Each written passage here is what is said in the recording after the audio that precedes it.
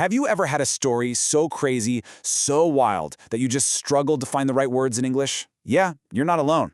But what if I told you that the secret to telling an amazing story isn't just about big vocabulary words? It's about grammar. And today, we're going to crack the code that turns a simple event into an absolutely shocking story. So let's dive right in with a story that is literally shocking. This is Ricardo Gordon. He's a teenager who actually survived a direct lightning strike. I mean, the story itself is incredible, but how we tell it, that makes all the difference.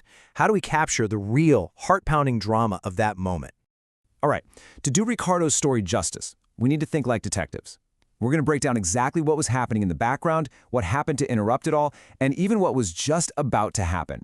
And we'll use the right grammar tools to do it. Okay, so here are the basic facts. 1 minute, Ricardo sees a storm on the horizon. The very next thing he knows, he's waking up in a hospital. Whoa.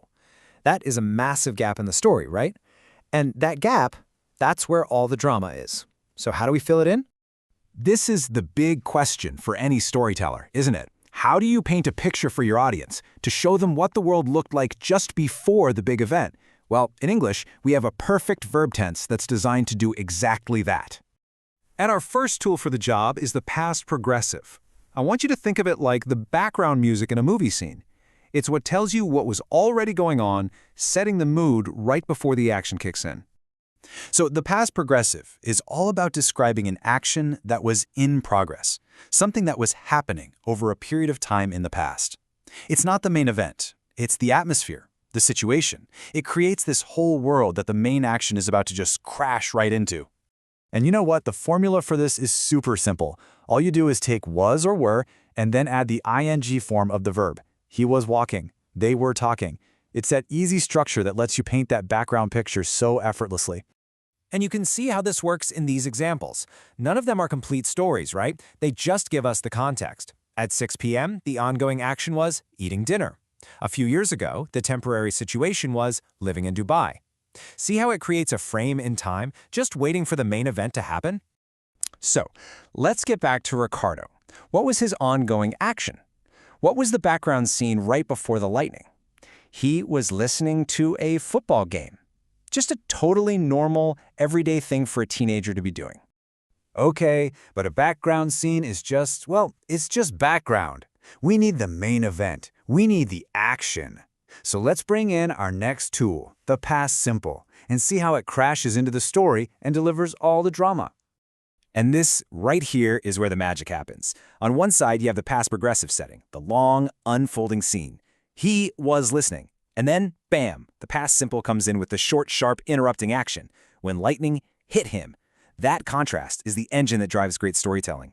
And this is absolutely key. The main events, the things that happen in a flash, are told in the past simple. The current traveled. His ears were burned. These are those critical plot points, the things that change the story in an instant.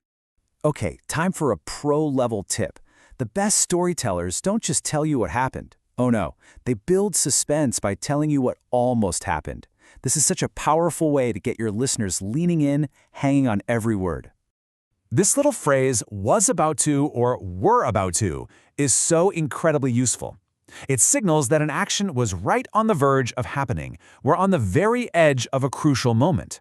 It creates so much tension because we just know that whatever was planned is about to get interrupted. And here we see it in Ricardo's story. A storm was about to come. You can feel the urgency in that, can't you? He knew something was coming. He was rushing to get inside and escape it, which makes the fact that the lightning hit him anyway even more dramatic. He almost made it. Okay, we've got all our tools lined up. We have the scene-setting past progressive, the action-packed past simple, and that suspense-building phrase was about to. So let's put all the pieces together and tell Ricardo's full, shocking story the way it deserves to be told. Now look at how these all work together. It's like a little symphony of grammar. First you get the suspense. A storm was about to come. Then you get the scene. He was listening to the game, he was carrying his phone, and then the interruption. The lightning hit, the current traveled, and his ears were burned.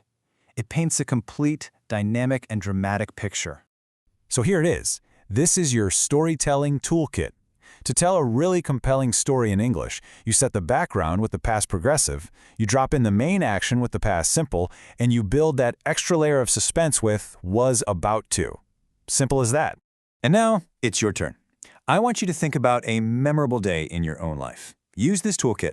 Set the scene for us. What were you doing? And then tell us what happened, because that's how you tell a story that people will never forget.